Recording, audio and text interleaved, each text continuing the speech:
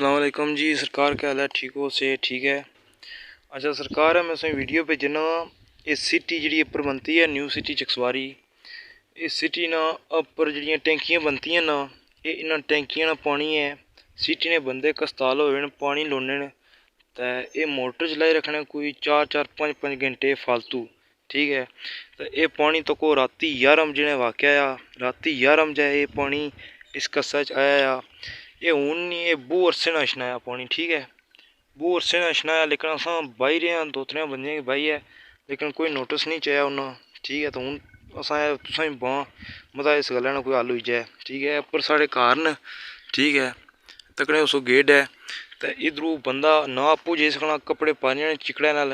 ठीक है, उसने तो बाद सरकार मेरी मोटरसाइकिल गड्डी कोई आनो, तो इधरू जाना पर जाने सारे टायर शैर उपर बेड़ा खड़ो, तो चिकन नाल जाना अपर। ठीक है, वो जिचने साफ ना करो टायर गड्डी मोटरसाइकिल ने, जिचने अस बेड़ा ना खड़ी सकने।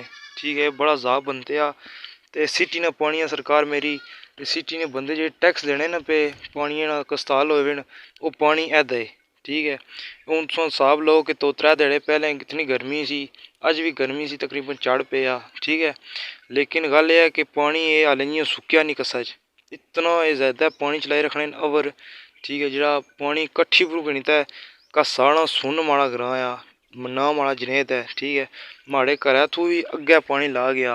ठीक है, तकने सो तुसां अग्गै ला गया पानी। ठीक है, और इतना तेज पानी सी राती, मारे को रातै नहीं वीडियो को नहीं फोने मारे बैटरी लो हुई सी। ठीक है, ते तकी किनो तुसां ये सिटी ने बंदे जो टैक्स देने हो पे, वो ऐ तुसां टैक्स ऐदा पानी ऐदा खलते आ। ठीक है, कस्सां बिच तुसां कस्ताल होए हो, पानी लोने हो, तो पानी तुसां ना ऐदा कस्सा बिच है।